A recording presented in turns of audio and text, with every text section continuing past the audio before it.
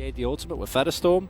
And I think that, you know, after seeing Prince, it was very telling that no one gave Prince a POG vote, because even though he went like 12-1, it didn't feel like he had the biggest impact on that game. And I think Desire, oh yeah. Wow. Yeah. But listen, okay, no, because if you do this, they're going to flex away the Sion. And I guess then Morgan goes into a skill matchup, Aurelia for Summit, which is not going to end well. So I guess you win this. This is a win either way. Yeah. I think picking aggression on the top side of the map is perfect for Live Sandbox. Yeah, you're right. I actually agree. I also, you know what I wouldn't have minded? I wouldn't have minded a Jace. Just because, like, I think Summit's Jace is insane. Yeah, true. That's Mordekaiser. As I think we are flexing the Sion to the mid lane. That's what it feels like to me. And this is going to be their attempted answer into the Aurelia. Especially with the train, you know, train can go north, train can go south. It's all possible here. Exactly. You're not end of the line like the top side of the map. You know, you can only really go down. LPL Mordekaisers and LCK Mordekaisers. I'm going to have to hold that thought as Prince is already lit on fire. Deft has been exhausted. Heal does come out. That's 2 summoners for 1. And you'll take that any day of the week, especially with the fact that this health trade... 100% are not going to win that. They might even look for a dive with the earlier play. Still level 1 here for Prince. Yeah, exactly. Prince is going to get dove on. There's the Attract Repel for the stun. Vista's going to go down. They trade 1 for 1 as the headbutt comes back onto Johan. Have a lot of mana. So that's a little bit tough as Lilia is going to find Croco, and he's going to give him a rough time. Watch out, Eep. Not really going to work here as Croco just runs so dang fast. With his phase rush active, does get the flash out in a 1v1 scenario against Johan. Very nicely done. We'll have the ultimate available, so that changes it a little bit as... Yeah, Chovy gets ulted. We're not going to get excited just yet, no. As Chovy's just going to walk back to the minion wave. Croco's coming in now. Maybe this could change things as the flash is going to be available, uses it. And so Croco, with his drive-by, making things work. And I love this guy's early pressure that he has. Level 7 coming over. Finds Croco, as we've got Chovy running it back in, but now won't have the ultimate for a potential Herald skirmish. Lilia is running over here, but this is going down relatively quickly. Fate in position, Vista coming on over as well. We may have a fight for this as Morgan does go in. Death Realm going to be there, so if it comes down to a smite fight, then it's going to be about the Mordekaiser and whether he can lock him out. Has now utilized it as Croco gets over the wall. Johan getting dashed on here as Summit taking a lot of damage. Effort takes down the Lilia, though, immediately as the Rift Herald is secured. Not entirely sure who managed to take it. It was Vista. He's going to be able to pick up the eye here as Chovy gets game played, and the stun going to be avoided, but he's still dead, ladies and gentlemen. Live Sandbox with all 5 members around that pit. They lose out on the Herald, but they win the fight decided. Started off this Cloud Drake as well as Vista. Not able to even get in to get vision down. As you can see, Chovy moving towards it, but not going to be able to get there nearly in time. If it's not decisive enough, you're still screwed. Well, there's the Vanguard's Edge. Death Realm does come out once again as the Death's Grasp is actually decently done, as we'll see whether Morgan can actually make this one work. The stun's too good, though, and Summit easily takes that one down. That's a solo kill, and that's so comfy. Exactly the way Chronicler described it. Feeling like a very similar vibe to the second game of the series, and sometimes better top laner can win as Death is going to get stunned up. There's the Blade Surge, the Killer Instincts to get himself out of the way, and unfortunately for Summit, right as I say it, I cast a curse the heck out of Live Sandbox, and they throw away their top laner. Last game it was the Chovy and the LeBlanc, and the LeBlanc wasn't the problem, right? Like that's not the core issue, and I don't think the Mordekaiser is the core issue here, but it does kind of further exacerbate your issues to a point where you're like, why would you go for that? And not just for, like you said, the sign and just put Chovy in something else. Yeah. And Live Sandbox, they need to introduce some chaos. Oh, speaking of which, Prince getting taken down very, very low. Doesn't actually pull the Featherstorm trigger. As Chovy with ult at the ready, looking to try and stop this one. Herald going to get knocked up into the sky. Scatter the Weak going to connect onto Johan only. And the Rift Herald will be able to get the charge down. Not going to be able to eliminate any turrets or anything like that. But now we've got 50 seconds before this Infernal Drake. And this, like you were talking about, this is going to be the important one as Morgan is a little bit slow, especially when it's in comparison to Croco. As Vanguard's Edge goes forward, lands only onto Chovy, who's just standing his ground. No joy on the stun.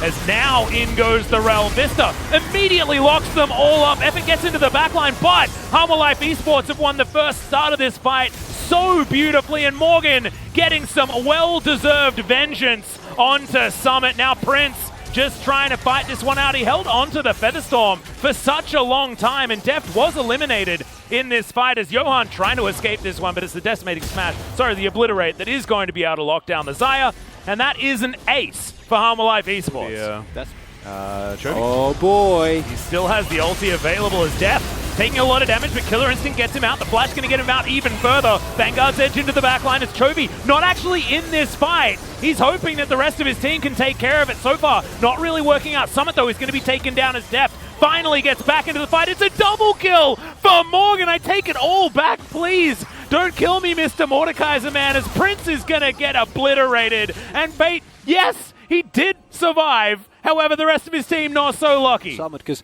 this is the nature of the champion. I'm not saying that he's done anything wrong, but unfortunately, it feels like not enough has been done. Oh, I agree. As a teleport to get towards the inner turret.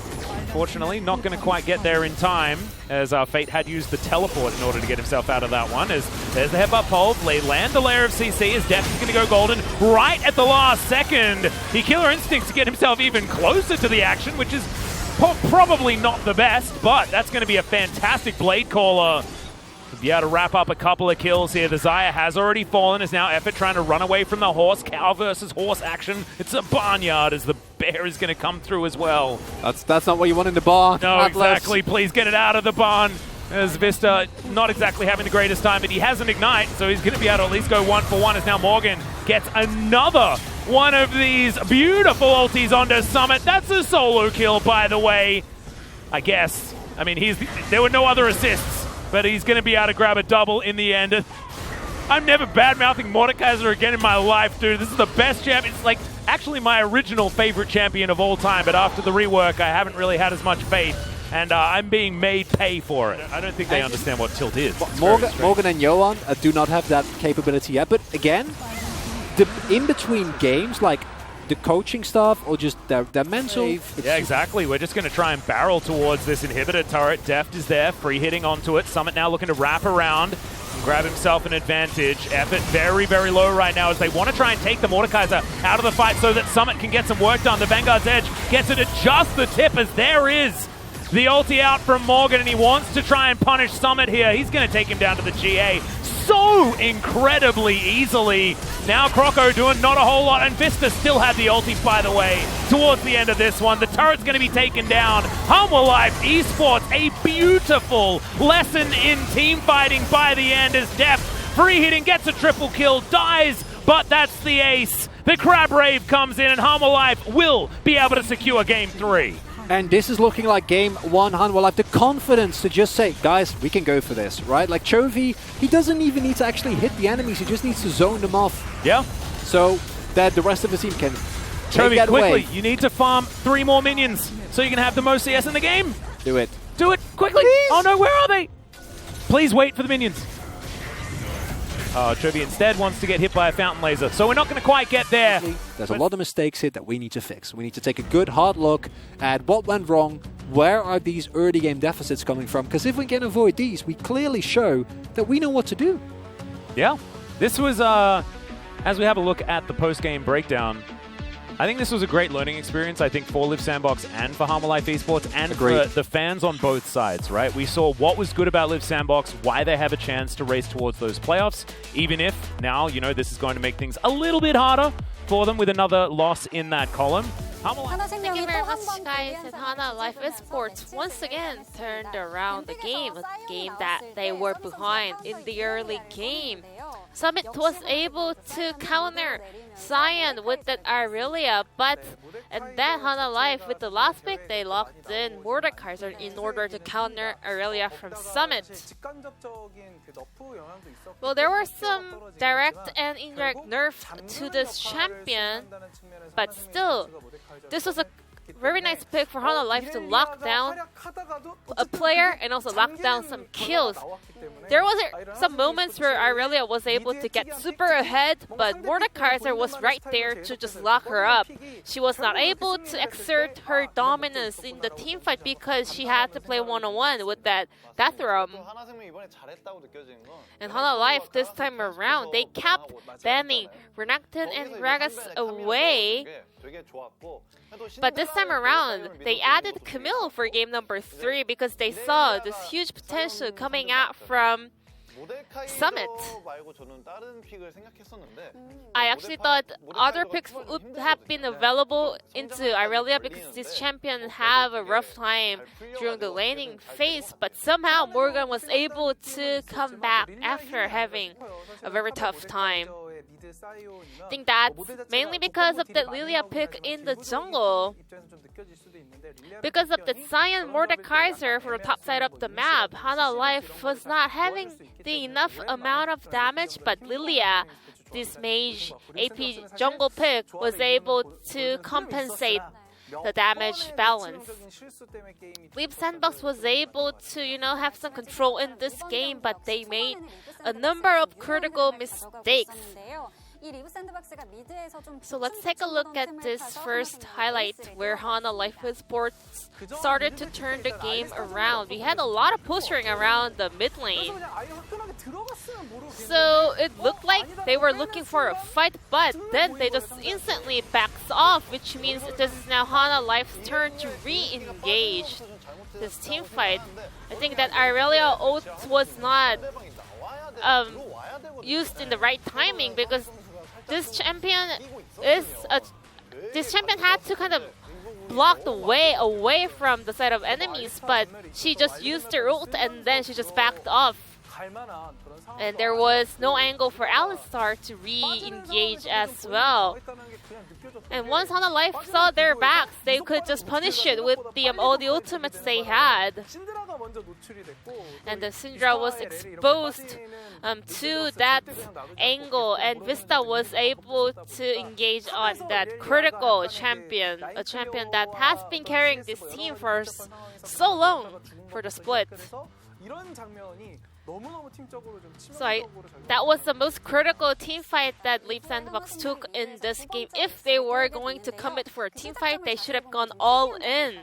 But they were not finding the best answer right there. And this is the second replay we want to talk about. Syndra was having an overextension on the side lane. So Mordekaiser and Zion was there to punish her, but still she was able to make her way out, which means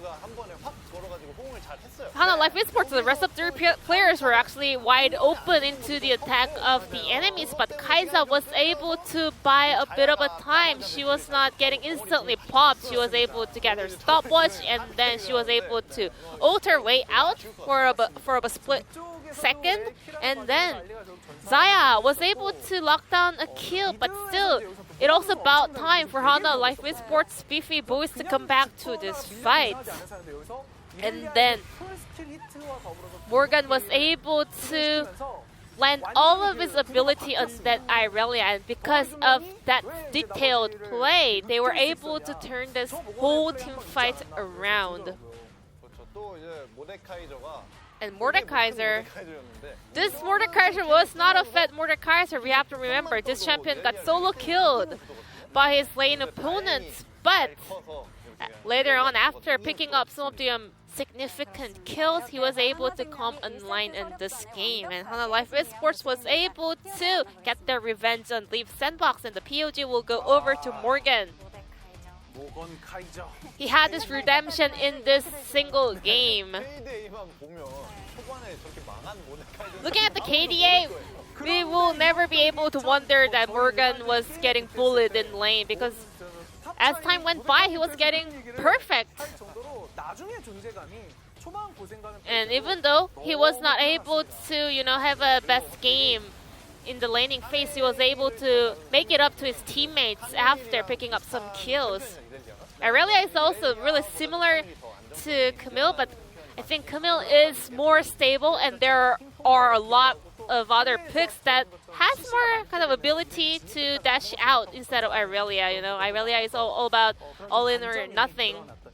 And we were able to witness the weakness of this champion in this game. And 9 for 9, a perfect POG vote secured by Morgan.